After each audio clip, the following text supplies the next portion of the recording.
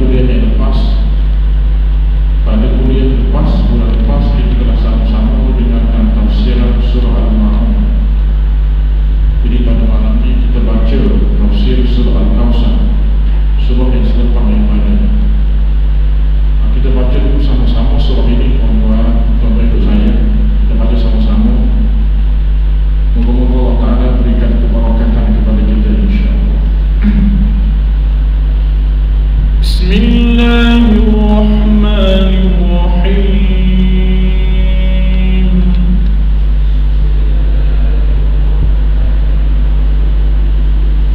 Inna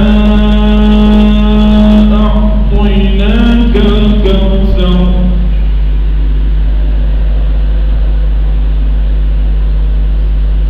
fasalli li rabbika wanhar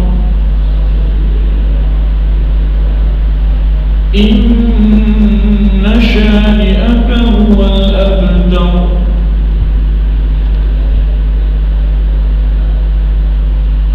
Surah Al-Kawthar. Al-Kawthar ini maknanya sungai di syurga. Sungai di syurga. Ada di antara para ulama dan juga sahabat-sahabat Nabi, Ibnu Abbas contohnya, mereka memberikan makna Kawthar ini segala nikmat yang sangat banyak. Nikmat yang Allah Ta'ala beri kepada kita. Ada ulama berikan makna Kawthar ini kemenangan tentera Islam dapat mengalahkan musuh. Orang Islam kita dapat buka tawan banyak negara-negara yang menjadi taklukan Rom dan Parsi sebab ketika dulu. Jadi Kawthar ini sebenarnya mempunyai makna yang sangat banyak. Adapun dalam tafsir Ibnu Katsir yang kita baca pada malam ni, tuan-tuan, ianya diberikan pandangan oleh Ibnu Katsir bahawa Al-Kawthar itu maknanya sungai di syurga. Kalau kita baca dalam hadis yang lain, ada disebutkan Kawthar itu kolam Kawthar. Ada disebutkan Kawthar itu telaga Kawthar. Dan ada dalam hadis yang lain ianya disebut sungai Kawthar. Kesemuanya pendapat itu ianya daripada hadis-hadis yang sahih. Jadi kita boleh terima dan kita boleh pilih mana-mana satu pun yang kita nak ingat, yang kita nak yakini. Cumanya kalau sebut kolam itu kolam yang besar, ada pun pergi telaga Kawthar, telaga yang besar. Dan sungai ini pun sungai yang besar. Kita bacakan tafsiran Ibnu Katsir ini. Inna a'tainaka al-kawthar, sesungguhnya kami telah berikan kepada kamu nikmat yang sangat banyak. Fasalli li rabbika, maka sembahyanglah kamu kerana Tuhan kamu dan berkorbanlah. Inna syani'aka huwal abtar, sesungguhnya orang yang membenci kamu adalah mereka yang terputus daripada rahmat Allah. Surah ini kita sering kali baca dalam sembahyang, terutamanya dalam sembahyang maghrib. Adapun dalam sembahyang isyak dan sembahyang subuh kita disunatkan baca surah-surah yang agak panjang. Kita juga sering kali dengar imam baca dalam sembahyang, terutamanya sembahyang maghrib lah. Sembahyang zuhur dan sembahyang asar, kalau kita baca pun dan kalau imam baca pun kita tak dengar. Ianya perlahan. Dan sememangnya surah ini suka dibaca oleh kita.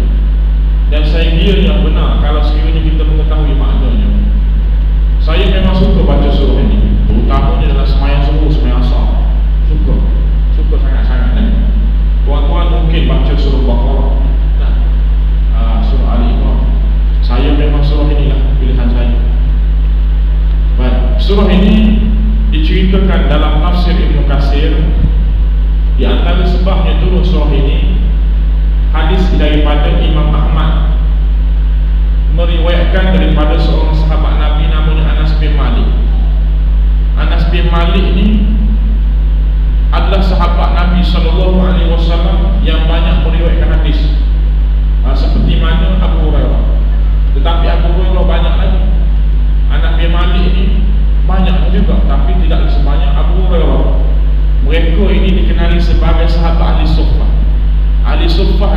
maknanya mereka yang tinggal di Masjid Nabawi. Mereka ada rumah, tapi kebanyakan masa mereka habiskan di Masjid Nabawi kerana semata-mata ingin dengar ilmu yang disampaikan oleh Nabi SAW.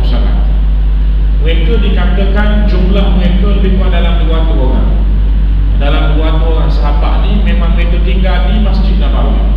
Kebanyakan masanya mereka habiskan di Masjid Nabawi, dan mereka jarang balik ke rumah kerana semata-mata mereka ingin belajar.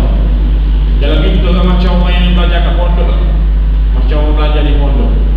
Jadi mereka ini dikatakan sanggup tahan perut mereka. Abu Hurairah ke Anas bin Malik ini di antara sahabat-sahabat Nabi yang sanggup berlapar kerana sayangkan ilmu. Kalau mereka pergi bekerja, mereka tinggalkan, akan tertinggal ilmu daripada Nabi SAW. Maka mereka sanggup tak pergi kerja semata-mata nak belajar. Oleh kerana mereka lapar sangat, mereka tahan dan mereka ikat perut mereka. Walaupun mereka itu susah, miskin, tetapi mereka tidak pernah meminta. Ini hebatnya ahli suffah, sahabat-sahabat Nabi radhiyallahu ajma'in. Dan mereka itu termasuklah Anas bin Malik. Anas bin Malik menceritakan, hadis ini hadis sahih. Pada suatu hari Nabi SAW mengantuk sejenak. Nabi SAW ada ketika Nabi bersama sahabat. Bukan kata Nabi buat kerja dia, tak bersembang dengan sahabat, tak duduk bersama dengan sahabat. Ada kala Nabi pun duduk bersembang dengan sahabat. Macam kita lah, main kita duduk seorang-seorang, main kita duduk ramai-ramai, dia ramai-ramai. Tak boleh kalau kita nak duduk seorang selalu, tak boleh. Kita kena ada masa berkawan. Nabi SAW ketika mana bersama dengan para sahabat, oleh kerana Nabi terlalu penat, letih sangat-sangat, sehingga Nabi mengantuk tersenggut-senggut. Mengantuk tersenggut-senggut. Dan bila Nabi angkatkan kepalanya, lalu Nabi senyum. Nabi senyum. Bila Nabi senyum, ada riwayat sebut Nabi tanyakan sahabat, kamu tahu tak kenapa aku senyum? Dan ada riwayat sebut sahabat yang tanya Nabi, kenapa engkau senyum ya Rasulullah? Ada setengah riwayat kata Nabi tertawa. Orang tertawa Nabi ni kita kena ingat, ianya tidaklah sampai menampakkan gigi dan gusi. Kalau kita tertawa nampak belakang tak?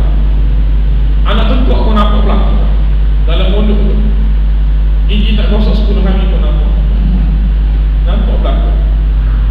Lalu sahabat tanya Nabi, ada riwayat kata sahabat tanya Nabi bila mereka lihat Nabi senyum, Nabi tertawa. Lalu mereka tanya, lima tak tasim ya Rasulullah, kenapa engkau senyum, engkau tertawa ya Rasulullah? Maka Nabi menjawab, sesungguhnya sebentar tadi, belum lama tadi, ketika aku mengantuk-ngantuk tadi, telah diturunkan kepadaku satu surah.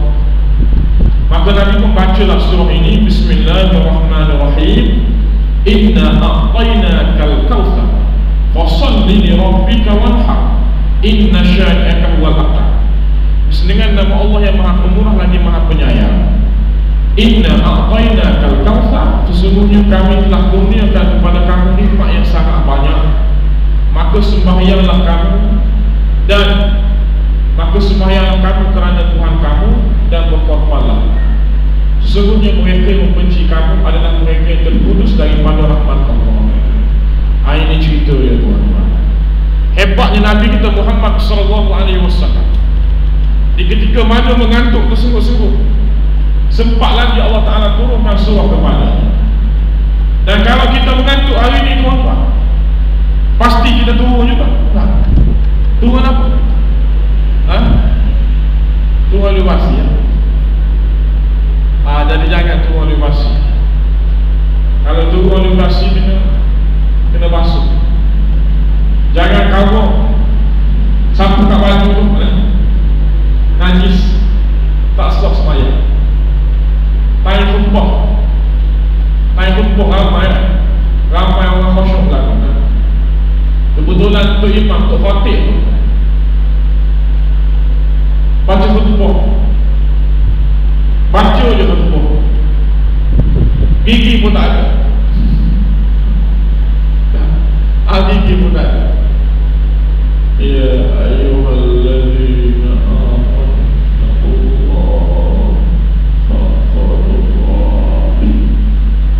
kalau begitu saya pun tidur tu. Saya sendiri pun tidur. Saya betul lah jumpa Tok Khatib macam ni, betul. Saya cipta betul lah. Tapi nak buat apa ni? Ada kata jawatan Tok Khatib, Tok Imam ni kekal sampailah ke akhir hayat. Tak ada nak apa gitu. Tak ada nak apa gitu. Kebetulan dia orang lama kat situ. Orang tak berani. Aku tak berani. Tuan-tuan sepatutnya dia resign lama lah jawatannya tu lah. Gigi pun tak ada tu lah. Kesian kat makmum lah. Pakat 3, pakat 3 belakang lah. Kat workshop belakang. Sehingga kan pakat keluar animasi belakang. Baik. Jadi tuan-tuan, itu berkenaan dengan turunnya surah ini. Nabi SAW tambah lagi dalam hadis yang sama.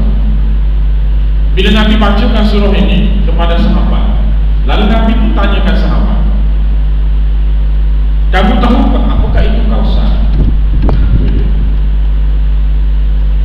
Tahukah kamu semua apa itu Kausar? Maka sahabat pun jawab, Allah wa Rasuluhu alam, Allah dan Rasulnya sahaja yang lebih mengetahui. Lalu Nabi pun bersabda, ianya adalah sebuah sungai. Nabi kata ianya adalah sebuah sungai yang diberikan Tuhanku kepadaku di syurga. Maknanya Kausar ini duduk dalam syurga. Dia berada di pintu syurga. Dalam hadis lain sebut berada di pintu syurga, di mana Allah Ta'ala hanya berikan Kausar ini, sungai Kausar ini hanya untuk Nabi. Dan bila Allah Ta'ala bagi untuk Nabi, Allah Ta'ala bagi juga untuk kita sebagai umat Nabi SAW. Kalau kita dengar ada orang sebut, bukan ada orang sebut lah, memang betul lah. Siapa-siapa yang minum Kausar ini seteguk maka dia tidak akan rasa haus buat selama. Itu hadis sahih. Itu hadis sahih. Itu hadis sahih. Memang betul lah hadis sahih. Tapi kita dalam syurga nanti kita minum juga. Rasa nak minum juga, tapi kalau tak minum pun tak. Dalam syurga ni dia rasa berlaku nak makan. Tapi makanlah banyak-banyak mana pun tak kenyang-kenyang. Minumlah banyak-banyak pun tak rasa hilang dah aku. Nak memang nak selalu. Nak osong. Tak. Kita kalau makan lebih sikit pun mucik dah. Anak motor. Air pun boleh dia cawan boleh gelap pun tak nak dah. Di syurga nanti minumlah banyak mana pun dia tak akan rasa hilang. Dia nak selalu. Sedap, memang sedap. Apa yang nak cerita lah sedap macam mana lah. Kena tunggu syurga dulu. Nabi SAW nyatakan lagi, di sungai ini terdapat banyaknya kebaikan. Kita boleh minum, kita boleh mandi dan sebagainya. Sungai ini macam-macam lah. Di mana pada hari kiamat nanti Nabi kata, umatku, umat Nabi, kita semua akan hilir mudik, mana pergi balik menggunakan sungai itu. Memang kita selalu pergi balik menggunakan sungai itu. Lepas pergi, lepas tu pergi pula. Ulang balik. Berjananya sebanyak jumlah bintang di langit. Banyak. Jumlah bintang di langit ini tuan-tuan banyak. Tahu tak berapa jumlah bintang di langit? Tahu? Tak tahu. Saya pun tak tahu juga. Dan tak ada orang yang tahu. Semua kita manusia tak tahu. Malaikat pun tak tahu berapa jumlah bintang di langit. Yang hanya tahunya ialah Allah Ta'ala. Allah Ta'ala. Cumanya kalau kita buka dalam buku saintis beri anggaran jumlah bintang di langit ini angka 7 Kosong ada 21. Berapa nak sebut? 7. Angka 7. Kosong ada 21. Berapa? Berapa lah? Nak sebut berapa? Saya memang lemah matematik. Fail matematik. Nak sebut berapa? Nak ceritanya berhanjur je lah Ini anggaran saintis dalam sains lah tapi itu bukan yang sebenarnya lagi. Yang mengetahuinya ialah Allah Ta'ala. Cumanya Allah Ta'ala nak ingatkan kita, jumlah bintang di langit yang banyak itu, yang berjuta-juta trilion-trilion itu, tuan-tuan, ianya adalah salah satu planet sahaja, salah satu jenis planet. Kita tidak tengok dan tidak lihat planet-planet yang lain lagi, tuan-tuan. Bumi kita yang kecil ni sangat-sangat kecil jika nak dibandingkan dengan matahari yang berjuta-juta kali ganda lebih besar. Dan ianya berada di ruang angkasa yang begitu luas, yang banyak lagi kosong kat situ. Walaupun banyaknya objek ini, tapi kekosongan kat situ banyak lagi galaksi. Ianya hanya berada di tingkatan langit utama. Yang kita tengok langit-langit, semua planet-planet yang ada ni, yang teleskop kita lihat ini, semuanya ada berada di langit utama sahaja. Inilah hebat Allah Subhanahu Wa Taala, tuan-tuan. Hebat. Galaksi itu hanya berada di langit utama sahaja. Tak naik lagi ke langit kedua, ketiga, keempat, 5, 6, 7. Dikatakan langit kedua lebih tinggi, lebih besar dan lebih luas daripada langit pertama. Langit ketiga lebih besar, lebih luas lagi daripada langit kedua. Masya Allah, tabarakallah. Langit keempat, 5, 6, 7 tinggi lagi, besar lagi, tuan-tuan. Allah hebat Allah Subhanahu Wa Taala, tuan-tuan. Langit ke-8 namanya Sidratul Muntaha, tempat di mana Allah Subhanahu Wa Taala berjumpa dengan Nabi kita Muhammad sallallahu alaihi wasallam dalam peristiwa Isra dan Mi'raj. Itu baru tingkatan langit yang ke-8. Kemudian tingkatan langit yang ke-9, Lauh Mahfuz, Qalam itu berada di langit yang ke-9. Qalam, Lauh Mahfuz. Lauh Mahfuz tu tempat catatan semua apa yang Allah Ta'ala tentukan dan takdirkan ke atas diri. Bila kita berada dalam kandungan rahim ibu kita semenjak 120 hari, 4 bulan, ketika itu Allah Ta'ala suruh malaikat catat di Lauh Mahfuz. Ada malaikat yang kerja duduk catat, tulis semua apa yang berlaku kepada hamba Allah Ta'ala sampai lahir kiamat. Semua itu berada di tingkatan langit nombor 9, Lauh Mahfuz. Disitulah juga ada Qalam, panel yang duk menulis. Dan tingkatan langit yang paling tinggi namanya Arash. Inna Allah ala arshistawa. Sesungguhnya Allah Ta'ala berada di atas Arash. Bukan Allah Ta'ala duduk tinggal rumah dia di Arash, tapi di situ maknanya Allah Ta'ala berada di tingkatan yang paling tinggi. Pengetahuan, kekuasaan Allah Ta'ala meliputi kekuasaan dan pengetahuan semua makhluk-makhluknya yang lain yang berada di bawah. Itu maksudnya hebat Allah Ta'ala ni, duduk di tempat yang paling tinggi dan tidak ada sesuatu pun yang dapat sampai ke sana. Ini hebatnya Allah Ta'ala, tuan-tuan. Jadi kita kena renung sama-sama akan kehebatan Allah Subhanahu Wa Ta'ala. Allah Ta'ala menceritakan langit ini tidak ada siapa yang dapat mengetahui bilangannya melainkan aku. Dan Nabi kata jumlah berjananya sebanyak jumlah bintang di langit.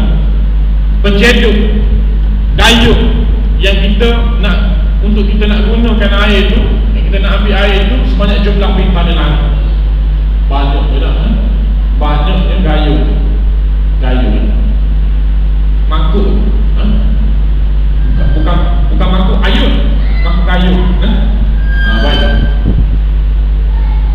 Lalu dalam kalangan umatku itu, kata Nabi sallallahu alaihi wasallam, ada di antara mereka bila mana nak menghampiri kawasan sungai itu, Sungai Kausar itu, lalu mereka ditahan oleh malaikat.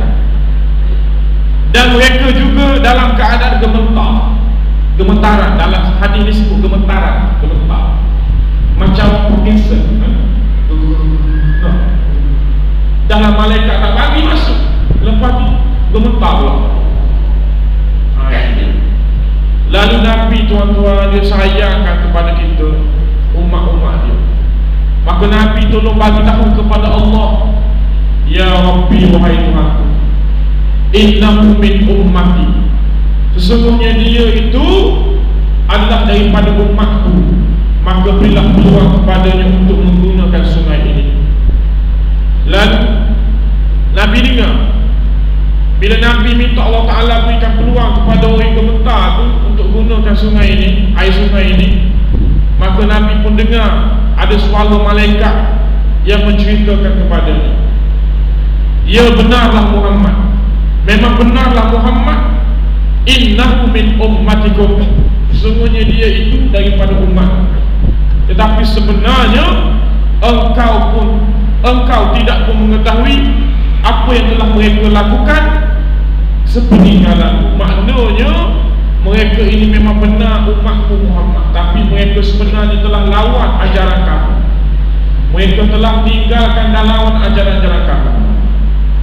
Itu dia tuan-tuan. Rupa-rupanya bukan semua kita umat Nabi ni yang dapat berpeluang menggunakan sungai Kausar ini. Ada juga di antara kita umat Nabi SAW yang mana tidak dapat berpeluang menggunakan Kausar ini. Maka mereka itu ke tempat yang satu lagi, Ini yang kita bimbang sangat-sangat. Kalau kita baca dalam hadis yang lain, hadis sahih riwayat Imam Muslim, hadis yang lain juga, hadis sahih juga tuan-tuan. Hadis ini hadis sahih. Hadis ini hadis riwayat daripada Imam Ahmad. Hadis ini juga diriwayatkan oleh Imam Muslim, Abu Daud dan An-Nasai. Tentunya sememangnya hadis ini hadis sahih, tak boleh nak dikaitkan lagi. Kalau kita rujuk dalam kitab Penawar Bagi Hati, ada hadis yang menceritakan tentang Kausar ini.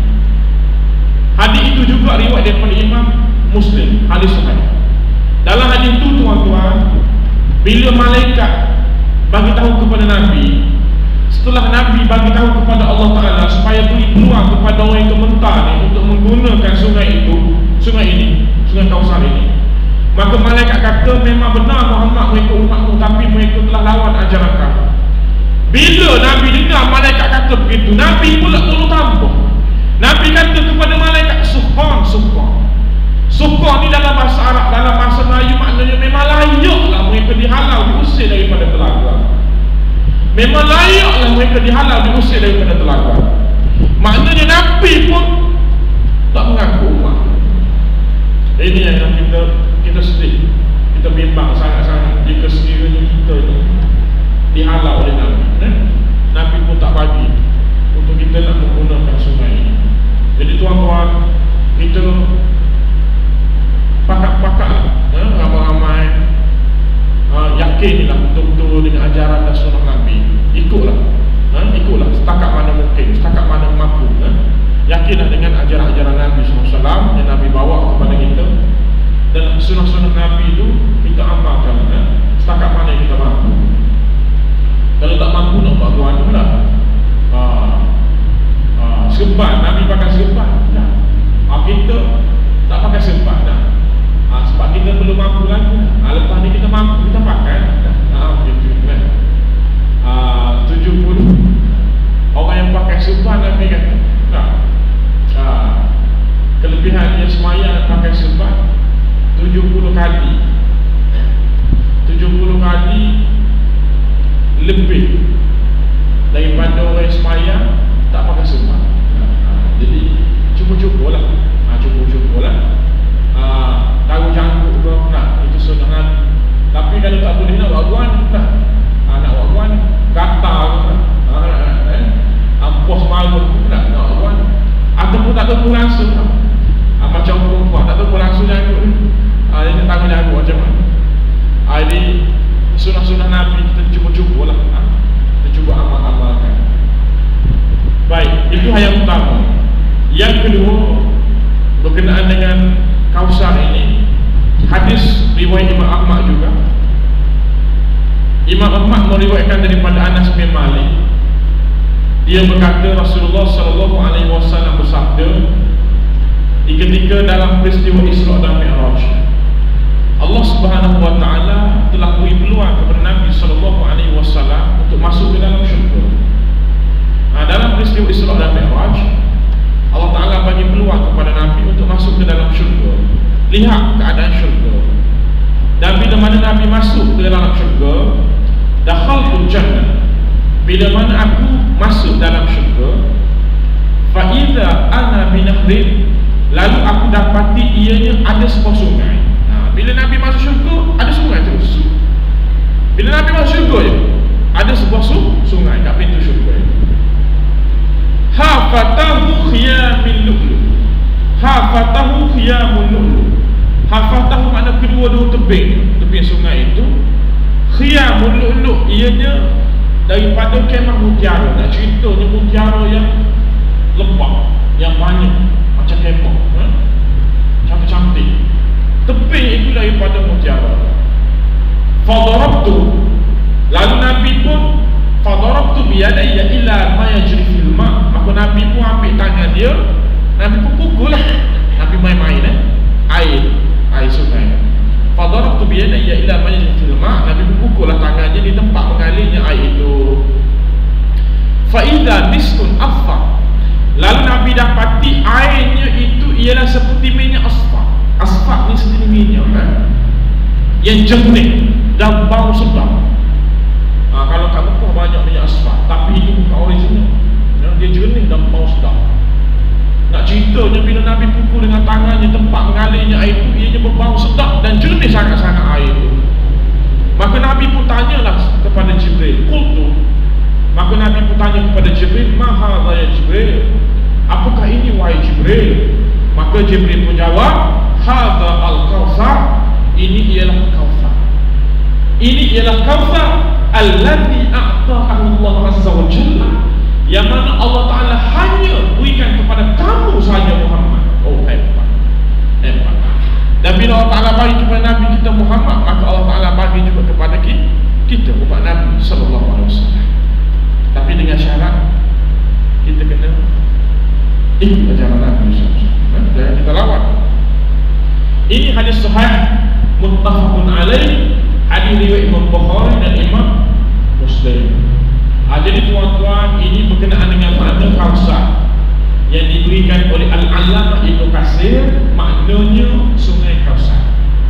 Kalau kita rujuk kata Ibnu Abbas dalam kitab-kitab yang lain, kitab tafsir yang lain, Ibnu Abbas ini seorang sahabat Nabi, sepupu Nabi yang hebat dalam mentafsirkan ayat Quran. Beliau mengumpulkan sahabat Nabi dan juga sepupu Nabi yang Nabi berdoa khusus untuknya, supaya Allah Ta'ala jadikan dia orang yang alim dalam ilmu Quran. Satu hari Nabi pergi dekat dengan Ibnu Abbas. Nabi letakkan tangan Nabi di dada Ibnu Abbas, lalu Nabi doakan, Allahumma alimul Quran wa alimul ta'wil. Ya Allah, engkau alimkanlah Ibnu Abbas ini dengan ilmu Quran dan ilmu ta'wil. Ilmu Quran ini dia dapat tafsir ayat Quran, dia dapat memahami ayat Quran dengan baik. Ilmu ta'wil ini dia dapat mengetahui perkara yang tersirat di sebalik perkara yang berlaku, benda-benda yang berlaku.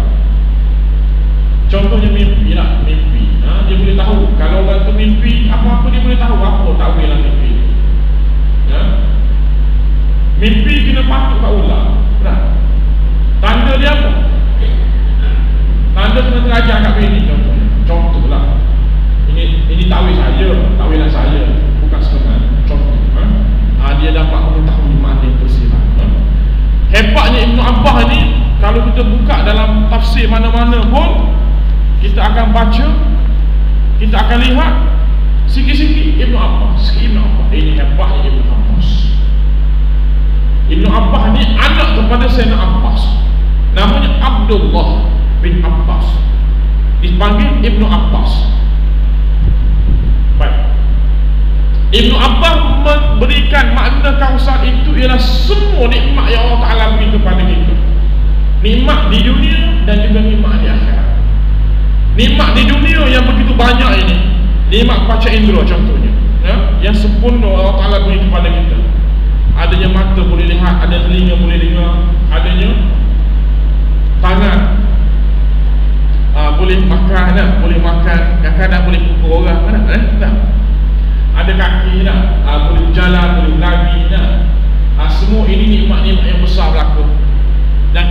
tidak rasa nikmat ini besar selagi mana Allah Ta'ala tarik nikmat kita.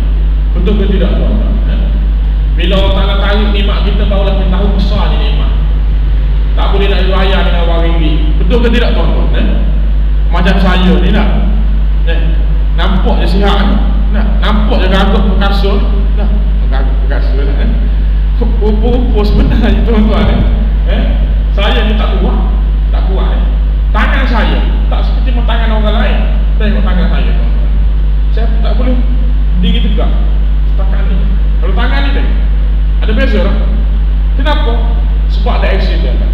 Dah patah, dah hancur lah. Ni di bahu saya sekarang ni ada besi plate, ada skru dengan biji. Doktor pasang besi kat sini, hancur tulang. Doktor letak kat besi. Doktor kata besi ni tak boleh buang. Besi ini kekal dunia dan akhirat. Akhirat tu dia tak sebut lah. Dia cuma kata besi ni kekal, tak boleh buang. Itu dia kan. Dah ada skru ni, kalau saya tak angkat tangan rasa ni, saya bawa kereta pun tak boleh pegang lama-lama steering sebelah kanan. Saya kena banyak sebelah kiri. Nak cerita ni pun rasa. Accident tahun 2009. Lepas Allah Ta'ala tarik nikmat, barulah rasa besar nikmat tangan. Sebelum tu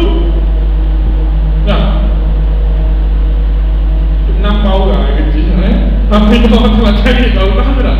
Sekarang ni orang tambah kita tak kagum, tak kuat lah tuan. Bini pun tak boleh angkat. Sekarang bini yang angkat kita, nak cerita lempah nak cerita contohnya lebih itulah bila Allah Ta'ala tarik nikmat tu baru rasa lah. Nikmat mata contohnya kan, ada orang tu kena pakai spek baru nampak nikmat tu nyata, dan ada orang tu pakai spek pun tak nampak juga. Ni dia, ni nikmat ni semua ni kita rasa kan, bila Allah Ta'ala tarik. Tuan-tuan, itu nikmat ya Allah Ta'ala beri kepada kita.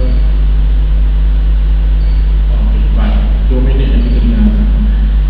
Nikmat kebahagiaan, ketenangan, adanya suami, ada isteri, ada anak-anak.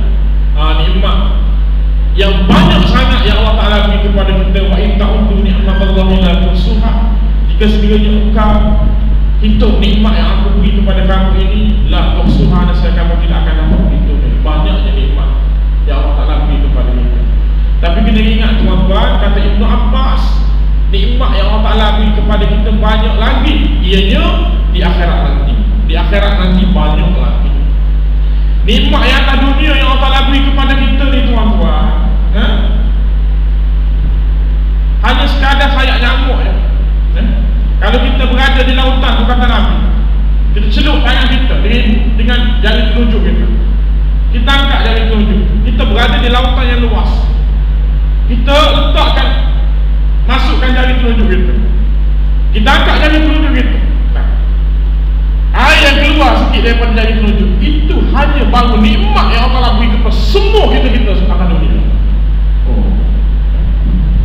Yang lautan luar lagi tu, semua tu di akhirat nanti. Masya Allah, itu gambaran, itu perumpamaan. Nak cerita yang tuan-tuan, besar, banyaknya nikmat di akhirat nanti. Jadi kalau kita tak dapatkan nikmat-nikmat itu, rugilah kita. Dan nikmat, baik, kita dengar azan sekejap. Nikmat ni bukan nama orang, nikmat.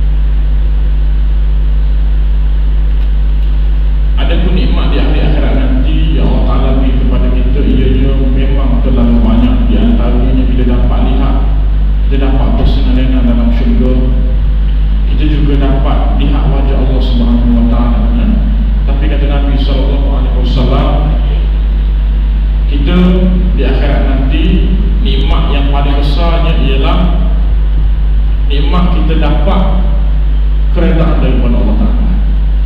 Kalau kita rujuk dalam kitab Tabi'ul Ghafilin, diceritakan di ketika mana kita sedang berseronok dalam syurga. Dalam kitab Tabi'ul Ghafilin menceritakan Nabi SAW menceritakan dalam sebuah hadis yang masyhur, di ketika mana kita berada dalam syurga nanti, kita semua ni insyaAllah syurga berlaku, tuan-tuan, kita doakan. Di ketika mana kita seronok dalam syurga itu, tiba-tiba Allah Ta'ala datang kepada kita dan Allah Ta'ala menunjukkan wajahnya kepada kita. Dan bila mana Allah Ta'ala tunjukkan wajahnya kepada kita, Allah, ketika kita lihat wajah Allah Subhanahu Wa Ta'ala, hilang semua ingatan kepada nikmat-nikmat yang lain. Lupa hati. Bila dari kat tepi tu, sepak derajat gitu dah. Contoh je lah nak cerita je, tak ingat langsung dah nikmat-nikmat yang lain. Sedap sangat lihat wajah Allah Ta'ala. Tapi kata Nabi, sebenarnya bukan itu nikmat yang paling besar. Nikmat yang paling besar, kata Nabi SAW, di ketika mana kita lihat wajah Allah Ta'ala itu, kita rasa dah seronok, sedap dan besar nikmat tersebut. Dan di ketika mana itulah, di ketika mana Allah Ta'ala tunjukkan wajahnya kepada itu, kita itulah, lalu Allah Ta'ala bersuara kepada kita semua, radhiyallahu anhum, pada hari ini aku redha ke atas kamu semua. Bila Allah Ta'ala sebut aku redha ke atas kamu semua, ketika itulah dikatakan kemuncak segala nikmat, yang dikatakan nikmat yang paling besar, nikmat redha Allah Ta'ala. Redha ni dalam bahasa Arab, redha. Dalam bahasa Melayu maknanya puas hati. Bila Allah Ta'ala menyatakan aku puas hati semua apa yang kamu buat ketika di dunia dulu, Allah, itulah nikmat yang paling besar. Nak cerita bila kita puas hati, kita pun seronok sangat-sangat. Mana Allah Ta'ala terima semua apa yang kita buat. Inilah nikmat yang paling besar. Macam bos kita lah, suruh kita buat kerja, suruh kita buat suatu benda, kita buat, dia puas hati, kita seronok sangat-sangat. Contohnya lah, pihak contohnya saya lah, pihak fakulti minta saya buatkan satu kajian berkenaan dengan itulah bagaimana nak meningkatkan pengajian kefahaman bahasa Arab di kalangan pelajar-pelajar, di kalangan pelajar UKM contohnya. Saya pun buat kajian.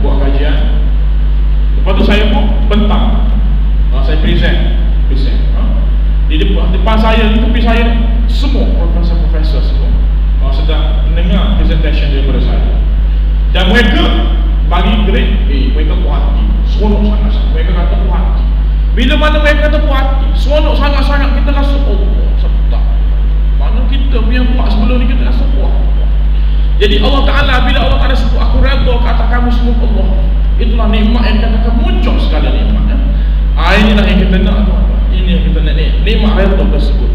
Nikmat redha tersebut. Jadi tuan-tuan, sebab itulah kata Nabi SAW, bila kita nak buat suatu benda ni, amal ibadah ni yang kita dah buat ni, semayang, puasa, berzakat, kita pergi haji, umrah, tak? Kita bantu anak yatim, makin miskin, tak? Kita buat baik dengan jiran dan sebagainya. Kita buat semua itu, kita niat semata-mata untuk dapat redha Allah Ta'ala. Bila kita niat untuk dapat redha Allah Ta'ala, maka itulah yang dikatakan oleh Imam Ghazali peringkat ikhlas yang paling tinggi. Ikhlas yang paling tinggi. Kalau kita buat sesuatu amal ibadah, kita niat supaya Allah Ta'ala berikan balasan yang baik kepada kita suatu hari nanti. Kita tolong bantu anak yatim, makin miskin, kita doakan semoga satu hari nanti Allah Ta'ala buka hati orang lain, tolong kita pula. Nah, ikhlas juga. Itu ikhlas yang paling rendah nilainya. Ikhlas nombor 3. Tingkatan yang paling bawah, ikhlas juga. Kalau kita duduk beramal, duduk semayang, duduk baca Quran, ada lama-lama tak? Orang yang berzikir lepas subuh sampailah naik matahari, maka mereka akan dapat pahala seperti mengerjakan umrah. Dalam bulan Ramadan pula pahala seperti melakukan ibadah haji. Kita niat supaya Allah Ta'ala berikan pahala dan syukur kepada kita dengan ibadah yang kita buat itu ikhlas juga. Tapi Imam Ghazali sebut dalam kitab Ihya Ulumuddin, ikhlas untuk dapat pahala syurga itu tingkatan nombor 2. Nombor 2. Dan tingkatan ikhlas nombor 1, bila kita buat sesuatu amal ibadah ni, kita tidak ingat pun pahala syurga Allah Ta'ala, tak ingat pun apa balasan yang akan datang, tapi kita buat semata-mata kita ni hamba, semata-mata untuk mendapat redha Allah Ta'ala di akhirat nanti, maka itulah kemuncak segala ikhlas. Oh Allah, bila kita dapat nikmat redha itu, semua yang lain pun kita dapat. Jadi tidak rugi kalau kita niat untuk dapatkan redha Allah Ta'ala. Kata Imam Ghazali dalam kitab Ihya Ulumuddin, niatlah mata-mata untuk dapat redha. Tapi nak dapatkan redha Allah Ta'ala ni, bila kita buat suatu ibadah, kita kena buat dengan sempurna. Dia ada syarat dia. Nak buat dengan sempurna ni, Imam Ghazali kata kena ada ilmu lah. Nak ada ilmu tu kena belajar lah. Kena belajar. Barulah boleh buat hati tu kena. Buat macam kira lepaskan batu di tangga kan? Kalau semayang macam ayat patut berah kan? Malaikat nak tulis pun tak kerti apa lah. Malaikat nak tulis pun tak tahu apa lah. Kat sebelah kanan kita nak tulis apa lah. Ni semayang ke, ni duduk joget kan? Tak tahu nak tulis apa. Jadi kita buat dengan sempurna. Itu bagaimana cara untuk nak dapatkan redha Allah Ta'ala. Baik. Lalu Allah Ta'ala sebut pada ayat nombor 2, fasalli li rabbik. Cara kamu nak mensyukuri nikmat Allah Ta'ala yang banyak itu ialah kamu kena sembahyang. Fasalli, maka sembahyanglah kamu. Sembahyang ni dari arti kata li rabbika, kerana Tuhan kamu. Kerana ada orang yang sembahyang, tapi dia buat bukan kerana Allah Ta'ala, dia buat kerana nak suruh orang puji.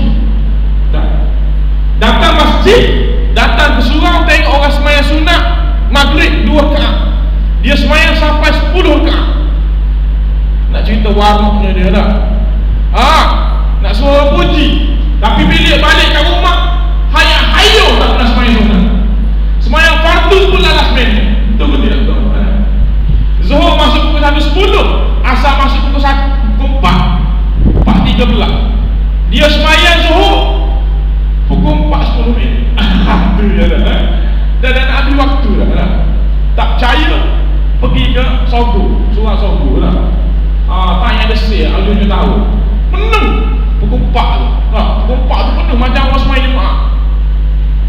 Ramanya lah. Nak ambil wudu pun kena pergi. Allah lah. Siapa tu pergi pun nak marah. Kena lesik dah. Ada seorang tu rumah dia jauh, dia kena sembahyang cepat lah. Sebab rumah dia jauh dah. Jadi dia bila masuk waktu asar tu, dia nak azan lah. Dia nak tolong azan. Dia bukan untuk bilang, dia nak tolong azan. Dia pun angkatlah tangan nak azan. Bila angkat tangan tu, ada orang cuik kat belakang. Nanti dulu, aku tak sembahyang zuhur. Tu dia. Ni perempuan ni kalau boleh sembahyang pun nak pos sekolah. Waktu sembahyang pun nak pos sekolah. Kalau dia pergi beli barang tu, kalau dia sembahyang dulu awal-awal dah. Kalau dia sembahyang awal-awal, adakah barang naik harga balik? Tak ada pun tak. Tapi dia kena setan, iblis tu, rasuk tu, bodoh dia lah.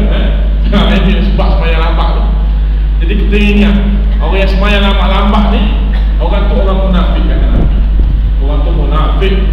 Dan kalau boleh, jangan sampai kita sembahyang ni 15 minit sebelum masuk, sebelum habis waktu. Kalau zuhur tu pukul 4 suku lah. Pukul 4 tu jangan sembahyang waktu tu. Kerana ulama sebut dalam kitab, waktu tu waktu tahrim. 15 minit setiap waktu nak habis. Tak kira lah waktu apa-apa pun, 15 minit sebelum masuk, sebelum habis waktu, itu dinamakan waktu tahrim.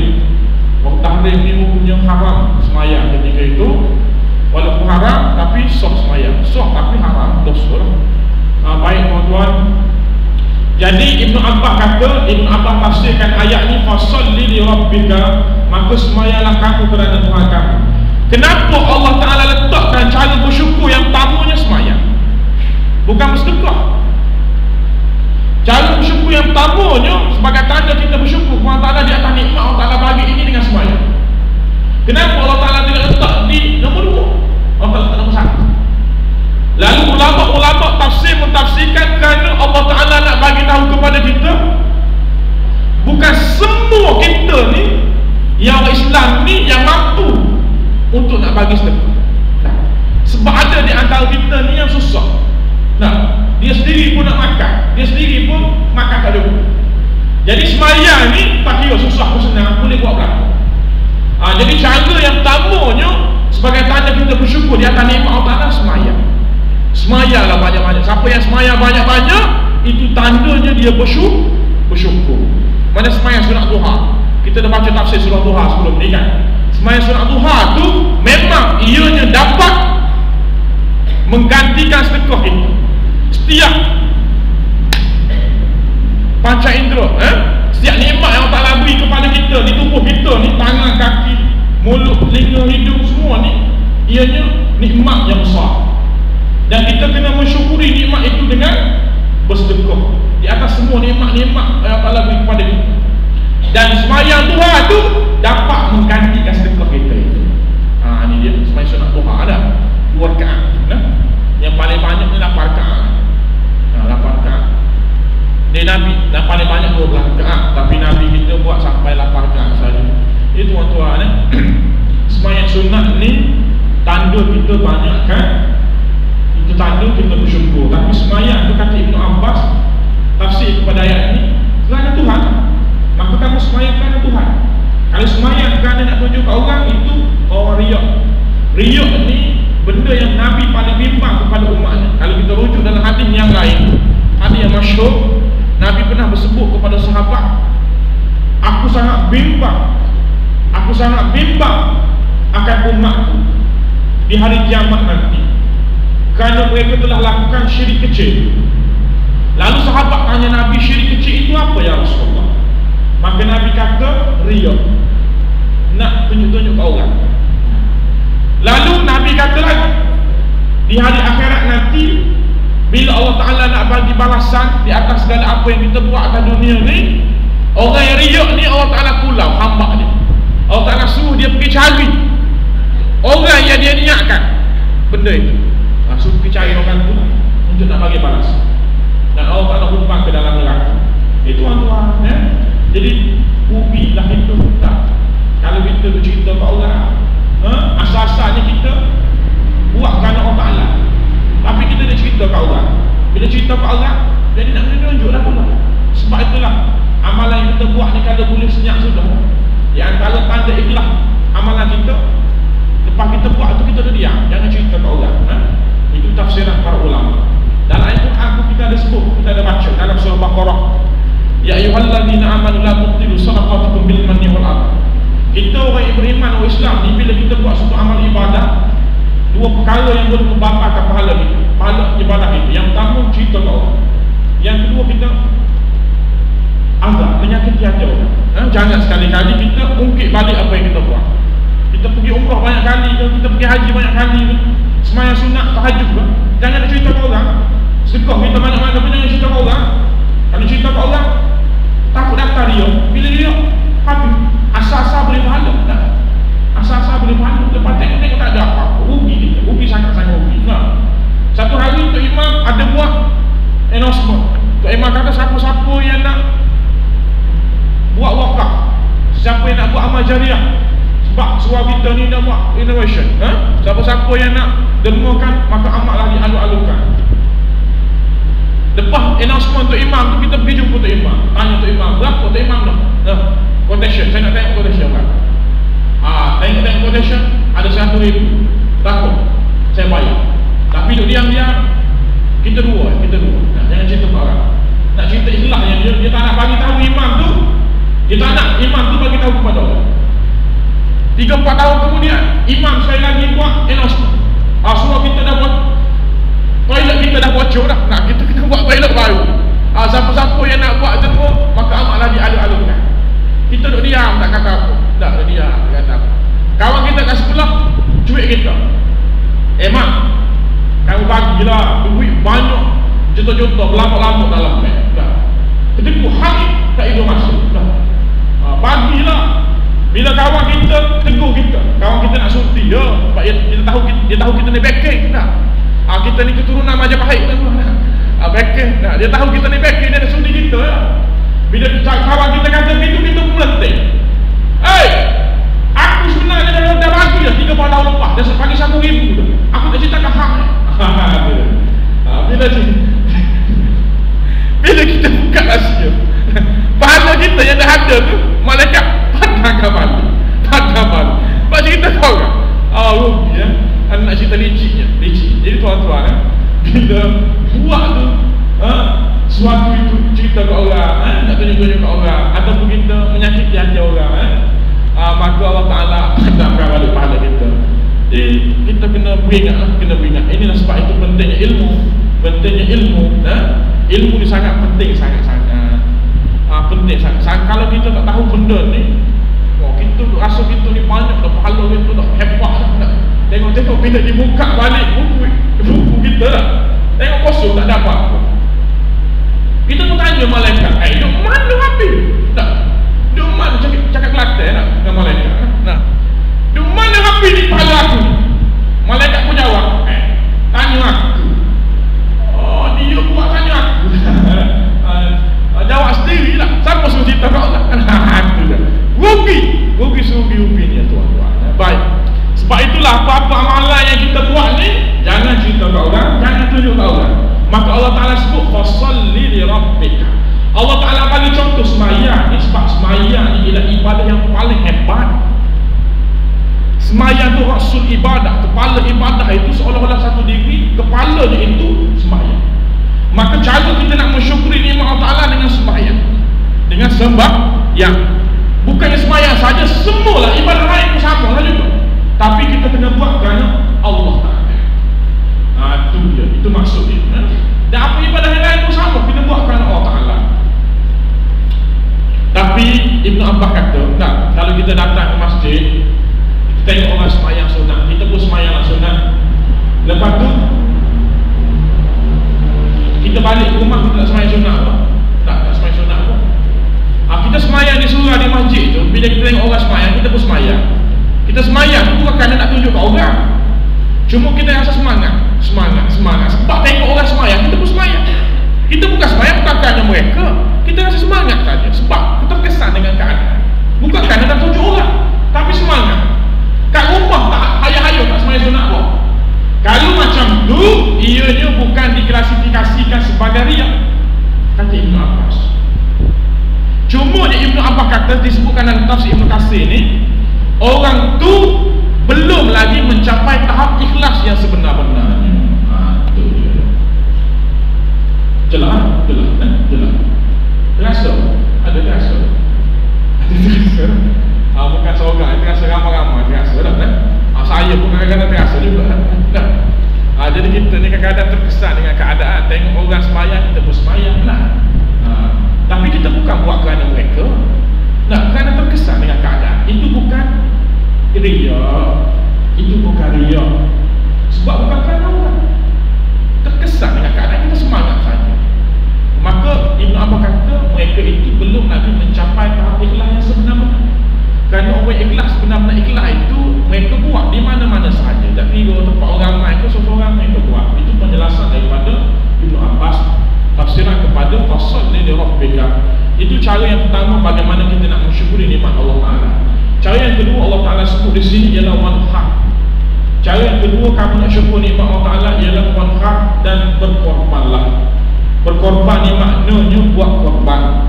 Kita tuan-tuan tak nak masuk hari-raya korban, tak nak masuk bulan Zulhijjah, tak lama-lama lagi, tak sampai 3 minggu lagi. Tak sampai 3 minggu lagi dah. Dalam 2 minggu setengah. Jadi tuan-tuan sekarang ni kita boleh dah. Kita yang mana belum lagi duk cari lembu korban tu, kita carilah dan kita buat korban lah. Dan saya percayalah kat mana-mana sekarang ni lembu tu, lembu korban kat masjid-masjid, kat surau-surau belum lagi penuh belum lagi penuh. Penama-penama pun yang nak buat korban tu belum penuh. bila nak sampai korban, ketika itu pakai pulang. Kita Melayu ni memang style kita lagu ni, last minute lah. Nak tuan, sebab saya pun orang Melayu. Ini perangai kita orang Melayu last minute lah. Tapi oleh itu tuan-tuan, itu perangai itu saya tak nak buat apa dah. Sama lah kita, orang Melayu kan. Anak tadi dia kata, cumanya pasaninya, dan cubalah berkorban. Cuba buat korban. Kita dah buat korban tahun lepas, tahun ni kita buatlah lagi. Kalau kita mampu, kalau kita mampu. Kalau sekiranya kita tanya kawan kita, kamu tak buat korban ke tahun ni? Dia kata aku tak buat dah kau, sebab tahun lepas dah buat dah. Kalau tuan-tuan dengar orang cakap macam tu, kawan-kawan cakap macam tu, kita jawab balik. Kita jegoh dia. Orang kata kita jegoh. Hei, kita kata, hei, Allah Ta'ala bagi rezeki kepada kamu tahun lepas je.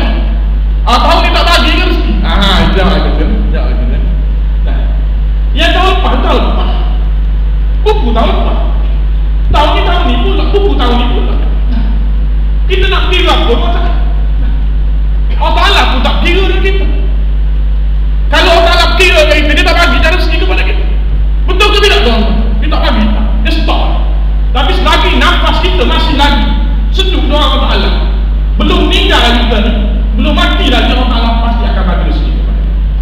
Rahmat Allah Ta'ala itu begitu hebat. Jadi kita jangan kira Allah Ta'ala. Lagipun kalau kita buat korban ni, kalau kita mampu, Allah Ta'ala tambahkan lagi rezeki kepada kita. Kalau enggak dapat buat korban seekor lembu tahun ni, saya yakin tahun depan dia akan dapat rezeki lebih banyak lagi. Dia mampu buat 2 ekor lembu. Ini rezeki Allah Ta'ala janji. Allah Ta'ala janji dengan pahala, dengan rezeki.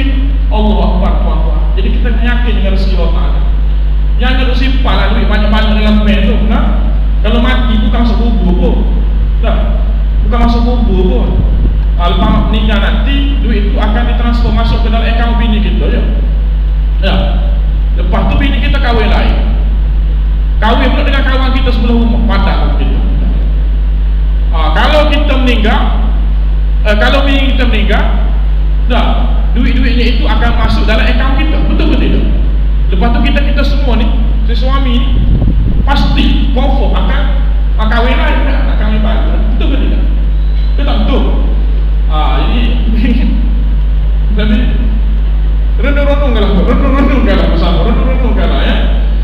Bukannya masuk kubur pun. Duit kita yang banyak tak masuk kubur pun. Yang masuk kubur yang kain putih dah. Lepas tu kapah tu ya. Amalan-amalan kita buat sebelum tu ya. Rugi. Bukannya harta kita yang kita tinggalkan itu orang guna untuk buat akhirat untuk kita lah. Tak tentu lagi. Tak tentu. Jadi kita gunalah. Saya apa je. Ini kenderaan kita di hari akhirat nanti. Kenderaan kita untuk kita nak pergi kepada masyarakat. Jadi biarlah kita ni kalau boleh naik Porsche tu lah. Dengan korban yang kita buat tu dah. Seolah-olah macam tu dah, naik jet tu lah. Paling kuat naik BMW 7 siri tu lah. Paling kurang. Jadi biar sedap sikit. Ni duit ada, tapi kat dunia kaya-kaya, tapi di akhirat nanti bila dibangkitkan daripada kubur nak menuju kepada masyarakat, jalan esok-esok lah. Esok dah ada. Allah, kesiannya, miskinnya dah. Tapi duit banyak, rugi tuan-tuan, rugi sangat-sangat. Kita gunalah peluang ini ketika masih lagi ada nyawa. Buat korban lah banyak-banyak. Memang ada pendapat kata paling kurang korban ni, kita korban seekor ayam. Ada. Kalau kita rujuk dalam kitab-kitab Muktamar, ada disebutkan paling kurang korban ni seekor ayam. Boleh. Tapi pendapat itu kurang kuat. Tak kuat mana. Ayat-ayat korban nanti orang datang rumah kita, orang tanya kita, kamu buat korban ke? Buat. Lalu kita pun angkatlah makanan kat dia nak sebagai tetamu. Roti cegolah. Tamu kita pun makan roti. Bila dia cicah gula, tengok gula ayam. Dia pun marah, dia pun tanya kita, kata kamu buat korban, mana lagi lembunya? Ini bukan gula ayam, daging, gula ayam. Kita pun jawab balik kepada dia, kamu tak mengaji ke? Korban ni boleh kan? Korban yang mengaji ni habis. Tak.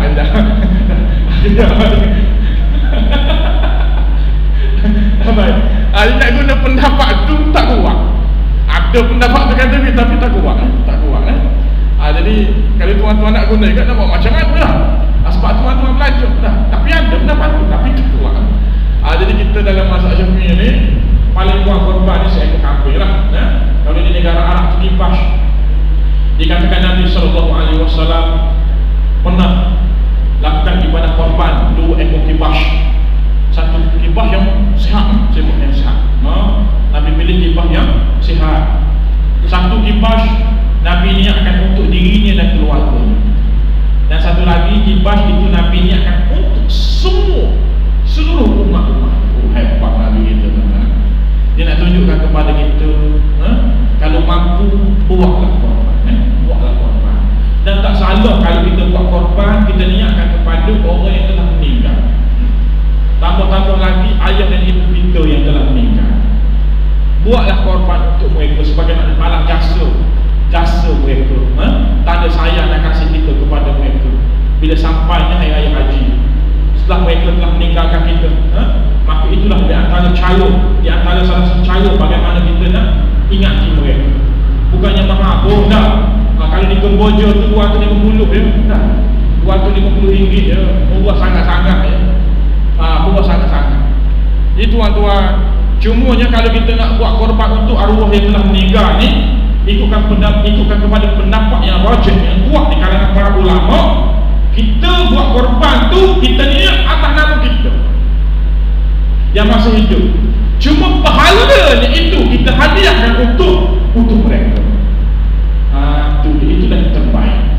Tapi kalau kita buka dalam kitab yang mutabak, ada pendapat yang kata boleh kita nak niatkan korban untuk arwah, guna nama arwah boleh, tetapi pendapat itu kurang tepat, tak kuat mana.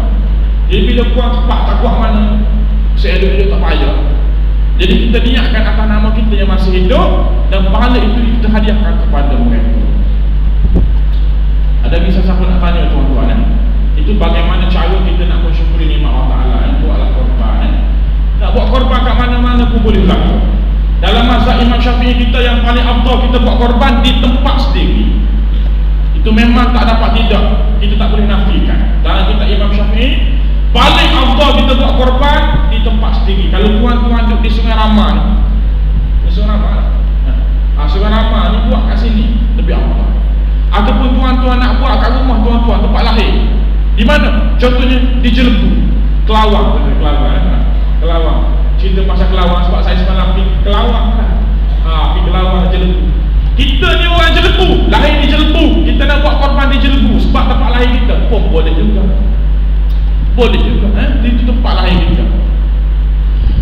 Tetapi bagi mereka yang berkemampuan, boleh buat korban di tempat sendiri, dan juga boleh buat korban juga di tempat orang Islam kita yang sangat-sangat memerlukan, di mana-mana sahaja, di Mesir ke Syria ke Palestin ke Selatan Thailand ke Kemboja dan sebagainya. Kita buatlah juga untuk mereka, sebab mereka ni susah tuan-tuan, sangat-sangat memerlukan. Dan bagi mereka yang nak buat korban di tempat sendiri, tapi oleh kerana mahal tu bukan kerana masjid surau tu ambil peluang naikkan harga, tidak. Sebab memang betul harga mahal. Lembu kita kat sini 4,000 tuan-tuan, tak bersama mana pun. Betul ke tidak? Tak bersama mana pun. Sebab itulah harga satu bahagian sampai 500 lebih. Sebab memang mahal lembu kat sini, memang mahal. Jadi bagi mereka yang tak mampu nak buat korban di sini, maka inisiatif kita buatlah korban di mana-mana tempat yang harganya murah. Harga murah. Macam Kemboja. Dia sebut pasal Kemboja ya. Sebab saya sebut Kemboja, sebab saya pergi Kemboja. Tuan tahu harga satu bahagian di sana RM250 je, murah. Tuan-tuan semoga dengan apa yang kita dengarkan ini, Allah Ta'ala berikan taufik dan hidayah kepada kita semua, kita dapat memahaminya dan kita dapat beramal dengannya, insyaAllah. Inna syani'aka wal abtar, sesungguhnya mereka membenci kamu Muhammad, membenci ajaran kamu, maka mereka lah yang terputus daripada rahmat Allah Subhanahu wa Ta'ala. Ini tuan-tuan, setakat itu sahaja pada malam ini.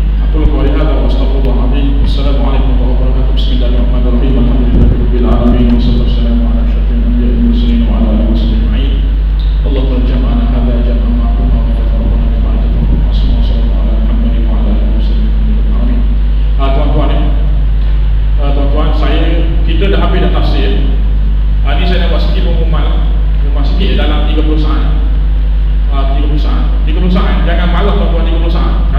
lebih tu minta halal lah, ni bersabit dengan korban Kemboja. Saya nak ke sana pada 4 bulan 8. Saya nak ke sana pada 4 bulan 8 dan balik insyaAllah pada 8 bulan 10, maaf saya kena pada 4 bulan 10 dan balik pada 8 bulan 10. Jadi borang kita telah edarkan dan siapa yang perlu lagi dapat borang boleh ambil dari dengan saya.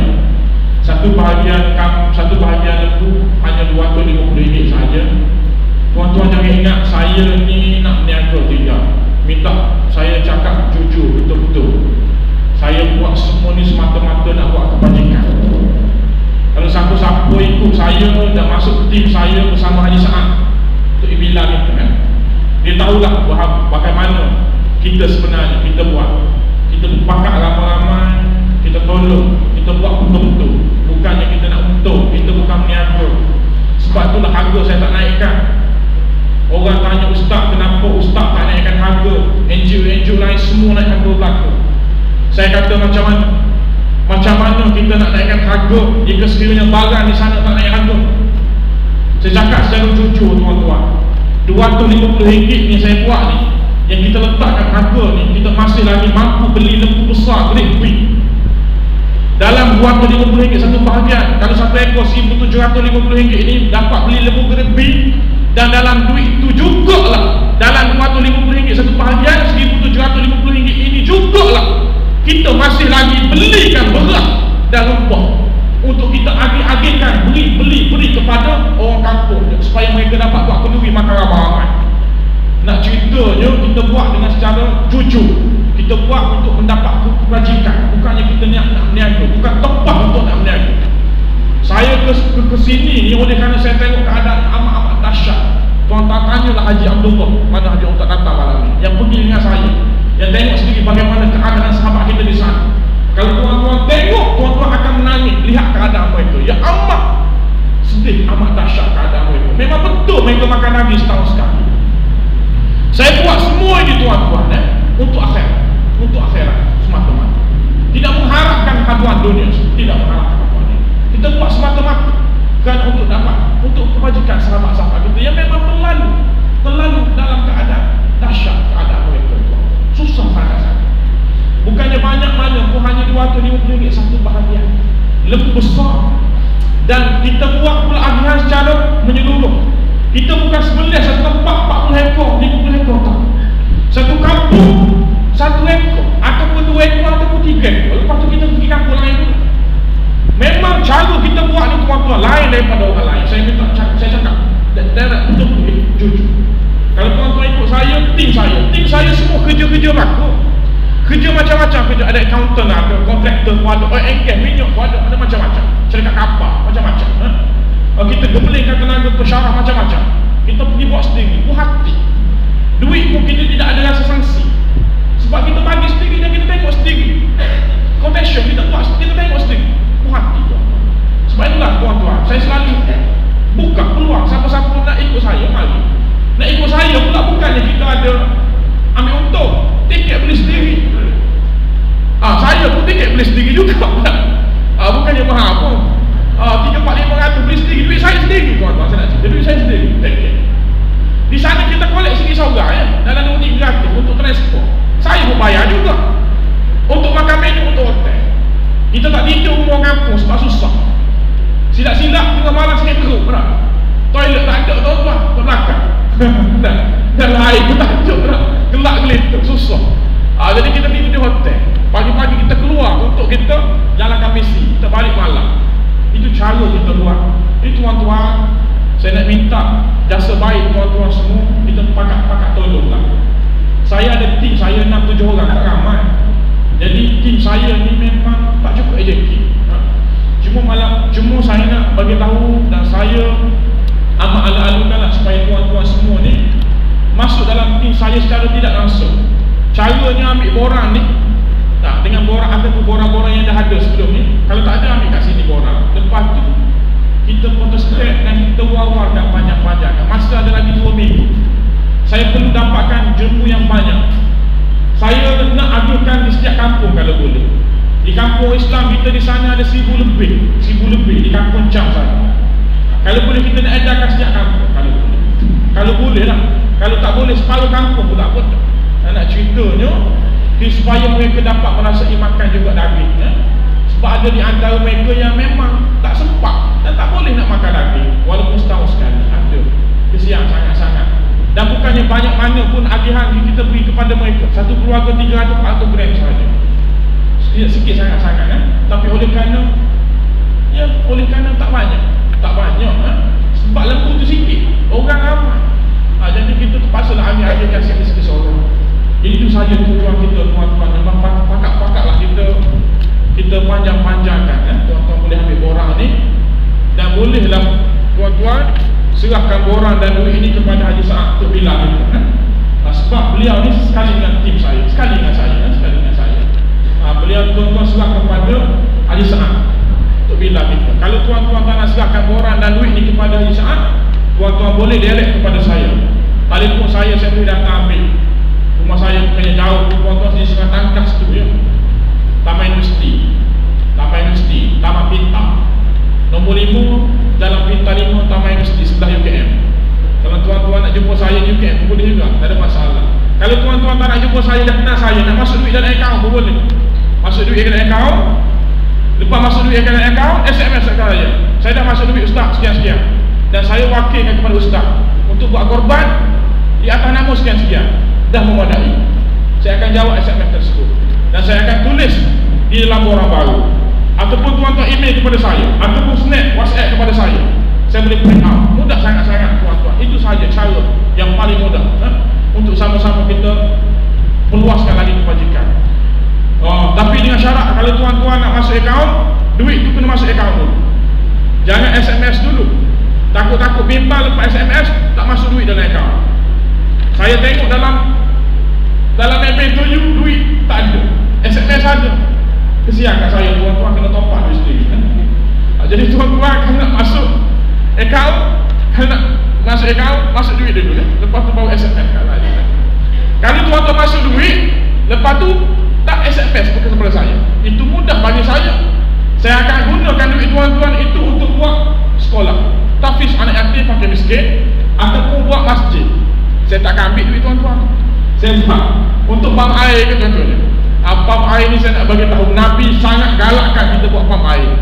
Kalau kita mampu, buatlah pam air. Sebab dalam hadis pun Nabi sebut, selain daripada buat masjid, buat pam air. Pam air Nabi kata yahtiru bi'ra, buat telaga tu pam air lah. Telaga ni, pam air ni di tempat mereka tuan-tuan. Kalau satu kampung satu pam air tuan-tuan, kesian. Mereka tu queue ramai-ramai, bapa orang, mak orang, anak dara orang, semua kat situ lah beratur ramai-ramai. Mandi kat situ lah, ambil wuduk kat situ lah, basuh pinggan kat situ lah, basuh pakaian kat situ lah. Nak cerita dahsyat keadaan mereka. Bukannya mahal apa saya minta, harga RM500. Tuan-tuan takkan jumpa harga, sebab inilah harga dia, RM500. Kalau tuan-tuan jumpa harga yang lebih mahal daripada harga ni, itu bukan harga dia, itu makan namanya. Nak makan. Ini saya cakap betul-betul, harga RM500. Itu tuan-tuan, kita pakak-pakak lah buat kebajikan. Tak salah kalau kita nak panjang-panjangkan kebajikan ini. Moga-moga Allah Ta'ala murahkan rezeki kita, panjangkan umur kita dengan banyakkan bersedekah ini, dan Allah Ta'ala juga berikan keberkatan kepada kita, keluarga kita. Aku qouli hadza wa astaghfirullahalazim. Wassalamualaikum warahmatullahi wabarakatuh.